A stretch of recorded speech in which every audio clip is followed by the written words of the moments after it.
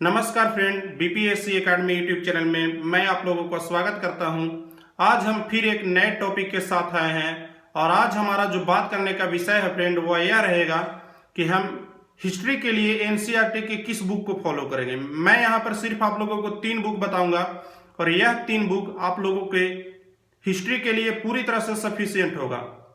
आपने कई YouTube channel पर देखा होगा कि आपको बताया गया है कि आप 6 से लेकर 12 तक के बुक को पढ़ें, लेकिन यह सुनने में तो अच्छा लगता है, लेकिन जब आप इसको अपने जीवन में उतारेंगे, अपने स्टडी के जीवन में जब अपने उतारेंगे तो आप देखें पाएंगे कि यह जो बुक का जो लिस्ट है वह काफ़ी लंबा हो जाता है, क्योंकि एक ही ईयर में सिर्फ एक ही हिस्ट्री का बुक नहीं चलता है, कई हिस्ट्री के बुक हो जाते हैं और इस तरह से काफ़ी परेशानी आ जाती है। तो एक लंबी चौड़ी बुक की एक पैटर्न बन जाती है और इसमें भी यह होता है कि बहुत सारे स्टूडेंट हैं जो नए एनसीईआरटी बुक को ले लेते हैं। तो नए एनसीईआरटी बुक मेरे पास भी है और पुराने एनसीईआरटी वाला बुक भी मेरे पास है।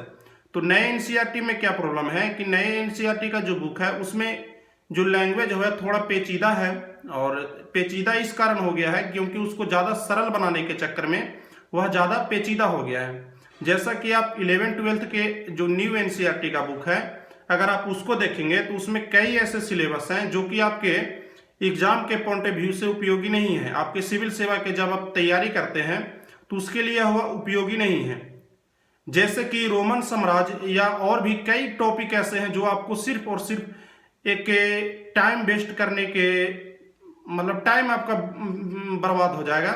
और एनसीईआरटी की कुछ ऐसे भी पहले पुस्तकें चलती थी जो पूरी से पूरी रूप से जो है आपके सिविल सेवा एग्जाम के लिए एकदम परफेक्ट है और बहुत ही सरल लैंग्वेज में लिखी गई है, साफ सुथरी लैंग्वेज में लिखी गई है। तो मैं सिर्फ आप लोगों को आज एनसीईआरटी के वह अच्छी पुस्तकों के बारे में ही बताने आया हूं।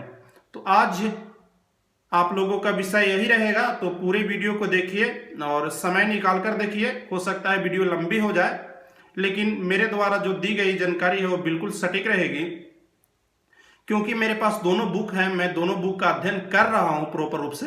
तो मुझे पता है कि क्या दोनों में कमियां हैं और क्या दोनों में अंतर हैं। तो चलिए हम 3 बुक को आप लोगों के सामने दिखाते हैं। वह 3 आप लोगों के सामने कौन कौन से बुक रहेंगे। तो सबसे पहले हम प्राचीन भारत से शुरू करते हैं। यह प्राचीन भारत का आप लोगों के सामने दिख रहा होगा, प्रारंभिक भारत का परिचय, राम शरण शर्मा। यह पुस्तक राम शरण शर्मा द्वारा लिखी गई एक पुस्तक है जो आप लोगों को 325 रुपया के एमआरपी पर उपलब्ध हो जाएगी। यह आपको बुक स्टोर पे करीब 30% के डिस्काउंट पर आप लोगों को मिल जाएगी। यह पुस्तक जब एनसीईआरटी की पुस्तक बंद हो गई थी तो उनके द्वारा लिखी गई यह प्राइवेट पुस्तक है, जो आपको अगर आप कहीं पर रहते हैं, पटना के साइड में अगर आप रहते हैं तो आपको यह फोटोकॉपी के रूप में मिल जाएगी और पुरानी एनसीईआरटी की बुक भी आप लोगों के फोटोकॉपी के रूप में मिल जाएगी। तो आप दोनों में से कोई भी ले सकते हैं, चाहे तो आप इसको ले लीजिए या पुरानी वाली एनसीईआरटी की बुक को ले लीजिए 11th क्लास की। इस बुक को अगर मैं अंदर से आपको दिखाना चाहूं तो ये प्रोफेसर राम शरण शर्मा द्वारा लिखा गया है, जो एक अंतर्राष्ट्रीय स्तर के इतिहासकार रहे हैं और साथ ही साथ भारतीय इतिहास कांग्रेस के अध्यक्ष भी रह चुके हैं। और कहा जाए तो ये बहुत बड़े एक इतिहासकार हैं और इनकी यह पुस्तक है तो जाहिर सी बात है कि यह एक अच्छी पुस्तक होगी। और मैंने इसको रीड किया है, तो जब भी मैं कोई बुक का रिव्यू देता हूं तो बिना रीड किए हुए नहीं देता हूं, क्योंकि बिना रीड किए हुए अगर मैं आप लोगों की बताना चाहूं तो मेरे पास शब्द नहीं रहेंगे बताने के लिए। तो इसका आप लोगों को मैं कंटेंट दिखा देना चाहता हूं। आप इसका कंटेंट देख लीजिए, इस तरह से इसमें विभाजित है इसका कंटेंट। फिर इसके अगले पृष्ठ को आप देख लीजिए, फिर इसका यह अगला पृष्ठ हो जाता है और यह इसका अगला पृष्ठ है और यह इसका अगला पृष्ठ है। इसके साथ इसका टॉपिक समाप्त हो जाता है। जहां तक मेरा कहने का मतलब है, जैसा कि आप इस पुस्तक का यह दूसरा अध्याय है, प्राचीन भारत के इतिहास के आधुनिक लेखक, तो इसमें पूरी तरह से बताया गया है एक इजी लैंग्वेज में। जैसा कि आपको एक अगल बगल की घटना जिस प्रकार से घटती है उस प्रकार के एक ठोट कर बताया गया है, उस प्रकार से इसको समझाने की कोशिश की गई है। आपकी जो अंदर का समझ है उसको विकसित करेगा, ना ये केवल आपको वन लाइनर क्वेश्चन देगा, बल्कि यह आपको अंदर के समझ को विकसित करेगा। और यह हिस्ट्री के लिए बिल्कुल एक परफेक्ट बुक है। आप इसे प्राचीन भारत के रूप में हिस्ट्री के एनसीईआरटी बुक का एक अच्छा सा कलेक्शन मान सकते हैं।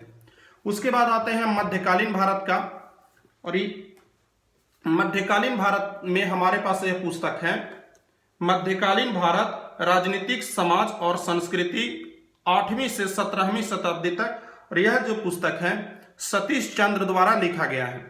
यह पुस्तक काफी पॉपुलर पुस्तक है और कई जो टॉपर हैं सिविल सेवा के विद्यार्थी, उनके द्वारा यह सजेस्ट की भी जाती है। इसकी जो प्राइस है वह 360 रुपया है।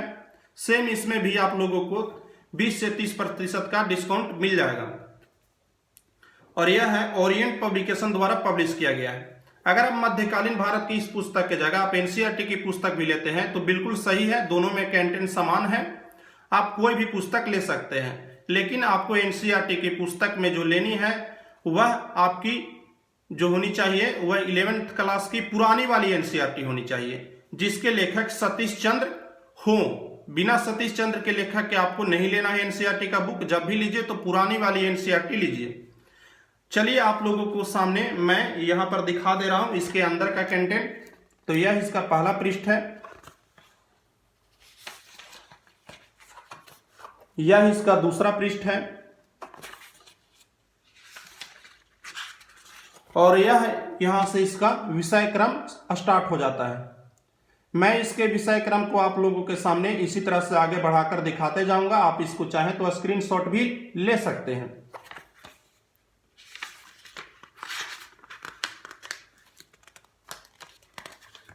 फिर यहां पर इसका इस प्रकार से कुछ है। फिर यहां से इसका शुरू हो जाता है टॉपिक। तो यह पुस्तक ज्यादा मोटी नहीं है और ज्यादा डिटेल में भी है, ठीक ठाक डिटेल में है जितनी आपकी आवश्यकता हो, और काफी सरल लैंग्वेज में लिखा गया है। एक मतलब क्या कहें भाई, क्या लैंग्वेज में लिखा गया है, आप खुद पढ़कर देखिए, आपको समझ में आ जाएगा। फिर उसके बाद आ जाता है हमारे पास आधुनिक भारत। यह मेरे पास एनसीईआरटी की पुस्तक है, कक्षा 12 के इतिहास की पाठ्यक्रम। यह पुस्तक काफी समय पहले ही बंद हो गई थी एनसीईआरटी की। यह आपको जब भी मिलेगी तो फोटोकॉपी के रूप में ही मिलेगी, आप इसको देख लीजिएगा। यह जो लिखा गया है श्याम बिहारी राय द्वारा लिखा गया है, कक्षा 12वीं की इतिहास की पुस्तक एनसीईआरटी की है। 205 रुपए की यह पुस्तक है और इसका जो टॉपिक है वह कुछ इस प्रकार से है, देख लीजिए। और यहां पर शुरुआत हो जाता है 18वीं शताब्दी के भारत के साथ ही, और यह जाकर समाप्त होता है आपके भारत के आजादी तक। तो मैंने आप लोगों के सामने पूरी पुस्तक की डिटेल आप लोगों के सामने रख दी। एनसीईआरटी की जो पुरानी पुस्तकें थी उसका मेन जो खूबी था वही यही है कि यह आपके पूरी तरह से एग्जाम के पैटर्न पर बेस्ड है, किसी प्रकार के फालतू चीजों को ऐड नहीं किया गया है। अब जब तीनों किताबों का आप अध्ययन कर लेंगे तो आपकी ऐसा कोई भी टॉपिक नहीं होगा जिससे आपके इसमें इंक्लूड नहीं किया गया है। आपको 6 से लेकर 12 तक पढ़ने की क्या जरूरत है, जब आपके सारे टॉपिक को कवर कर लिया गया है इस बुक में, तो हम फिर 6 से लेकर 12 तक के पुस्तकों को क्यों पढ़ें। उसके जगह हम कोई और अदर पुस्तक को पढ़ सकते हैं। अगर आपको आधुनिक भारत के जगह अगर आप और पुस्तक कोई पढ़ना चाहते हैं तो आप स्पेक्ट्रम का पुस्तक ले लीजिए या बिपिन चंद्र का कोई पुस्तक ले लीजिए। तो आप इस प्रकार से अदर कोई एडवांस पुस्तक को पढ़ सकते हैं। लेकिन आपको एक बेसिक नॉलेज के लिए, एक आधार बनाने के लिए, एक आपके कहानी के टाइप पे समझ बनाने के लिए यह तीनों पुस्तकें आपके लिए बेहद उपयोगी हो जाती हैं। तो आज के लिए बस इतना ही फ्रेंड। और आप लोगों का शिकायत होगा कि मैं आप लोगों के लिए क्लास क्यों नहीं शुरू कर पा रहा हूं। तो जैसा कि मैंने आप लोगों को बताया था कि मेरा बोर्ड है जो आ चुका है और मैंने इसको बाय कर लिया है, और माइक और ट्राइपॉड मैंने ऑर्डर कर दिया था। लेकिन कैसा क्या हो रहा है कि झारखंड में नॉन एसेंशियल सामानों का ऑर्डर अभी नहीं लिया जा रहा है, लेकिन फिर भी मेरा हब में आया हुआ है और वहां पर से मुझे ऑर्डर नहीं मिल रहा है। तो जैसे ही मेरे पास आ जाता है मैं आप लोगों के लिए क्लास जल्दी ही शुरू कर दूंगा। तो चैनल को सब्सक्राइब कर लीजिए फ्रेंड, और मेरे साथ जुड़ जाइए इसी तरह के वीडियो को देखने के लिए। और भी अगर किसी बुक का आप रिव्यू चाहते हैं तो मुझसे कहिए, मैं आप लोगों के लिए रिव्यू करूंगा। और जो भी रिव्यू करूंगा बिना पढ़े हुए नहीं करूंगा। मेरे पास पुस्तकें नहीं रहेगी, मेरे पास मैंने उसका रीड नहीं किया है, तो मैं उस पुस्तक का रिव्यू नहीं करूंगा। आप लोगों के लिए क्षमा चाहता हूं। तो आज के लिए बस इतना ही। जो भी आपको नीचे परेशानी हो कमेंट कर पूछ लीजिए। तब तक के लिए बाय।